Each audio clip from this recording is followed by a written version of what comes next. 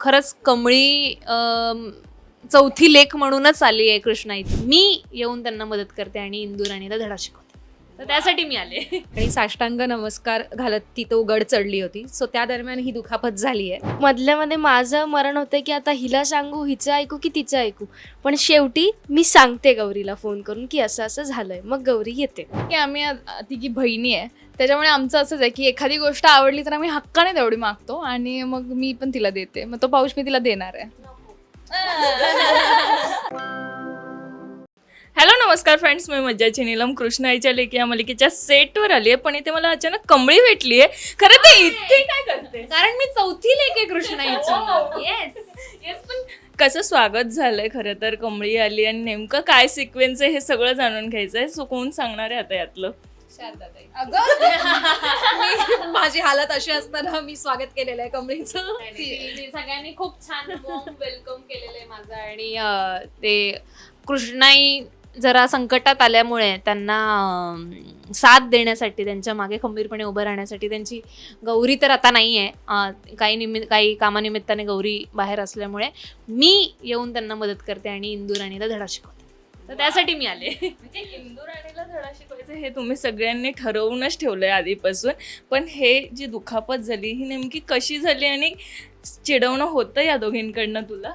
हो होतंय. आताच त्या दिवसभर मला चिडवतायत. का चिडवतं ते पण सांग. नको मग त्यांना वाईट वाटेल की गौरी असं बोलू शकते असं होईल. सो आई आमचं जे 20 लाखाचं आम्हाला टेन्शन होतं इंदुराणीमुळेच, आणि त्यात आमची आई त्या टेन्शनमुळे आजारी पडते. तर त्यासाठी आई आजारी म्हणजे पडली आहे आणि सगळं आईवर येतं आहे, सगळी संकटे येत आहेत बहिणीसाठी आणि छोटी बहीण मोठी बहिणीसाठी. तिने एक नवस केला होता शारदाने आणि साष्टांग नमस्कार घालत ती तो गड चढली होती. सो त्या दरम्यान ही दुखापत झाली आहे असं आहे. पण गौरी कुठे गायब झाली? कारण की प्रेक्षकांना प्रश्न असाच पडणार आहे की कृष्णाई नेहमी संकटात असल्यावर गौरी असते, पण अचानक जाणं झालं आणि कमळी आली आहे त्या वाचवायला. मला सांगा हे सगळे सीन्स कशा पद्धतीने शूट होतात आणि गौरी नेमकी गेली कुठे? गौरी नेमकी गेली कुठे हे तुम्हाला एपिसोड बघितल्यावर नक्कीच कळेल. आई आहे, गौरीची आई जी आहे आणि तिची बहीण, त्या खूप हुशार आहेत. गौरी गेलीये की गौरीला घालवलंय हे तुम्हाला समजेल.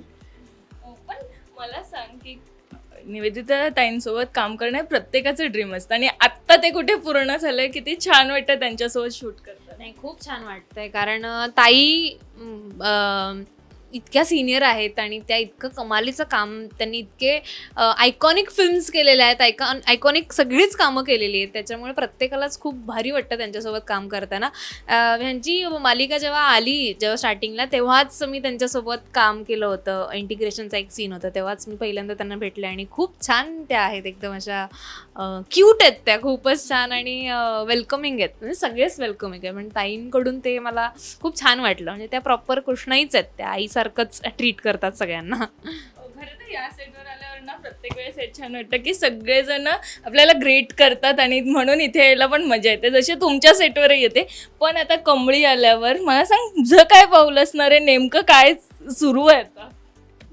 आत्ता सुरू असं आहे की जी 20 लाखांची गोष्ट आहे ती मला माहिती आहे आणि जी मला गौरीला सांगायची आहे, पण मला शारदाताईंनी शपथ दिलेली असते की गौरीला नाही सांगायची. त्यामुळे मधल्यामध्ये माझं मरण होतं की आता हिला सांगू, हिचं ऐकू की तिचं ऐकू. पण शेवटी मी सांगते गौरीला फोन करून की असं असं झालंय. मग गौरी येते. म्हणजे आता ती येणार आहे आणि मोठा काहीतरी वेगळा आता सिक्वेन्स सुरू होणार आहे. पण आता जे 20 लाख सुरू आहे, जर विचारलं 20 लाख खऱ्या आयुष्यात मिळाल्यावर काय काय करणार, तर काय असेल उत्तर? मजा करणार, इन्व्हेस्ट करणार, काहीतरी चांगल्याच गोष्ट करणार. 20 लाख मिळाल्यावर काय करशील? काय नाही, मी पप्पांना देऊन टाकेन. ते बरोबर करतील म्हणून म्हणलं पप्पांना देऊन टाकेन. मी BMS स्टुडंट आहे. So investment obviously. मी छोटी आहे ना, मी शॉपिंग करेल खूप सारी. येस, पण शॉपिंग होऊन आताच आठवलं की सेटवर काही चांगली गोष्ट आली तर ही घेऊन जाणार, हे ठरलेलं असतं तुमच्या? नाही, हे आज झालंय. मला आज ट्विंकलचा एक पाऊच खूप आवडला, तर तो मी घेणार आहे. पण नाही, दुसरा घेईन मी. पण तिचं हेच आहे की आम्ही तिघी बहिणी आहे, त्याच्यामुळे आमचं असंच आहे की एखादी गोष्ट आवडली तर आम्ही हक्काने तेवढी मागतो आणि मग मी पण तिला देते. मग तो पाऊच मी तिला देणार आहे.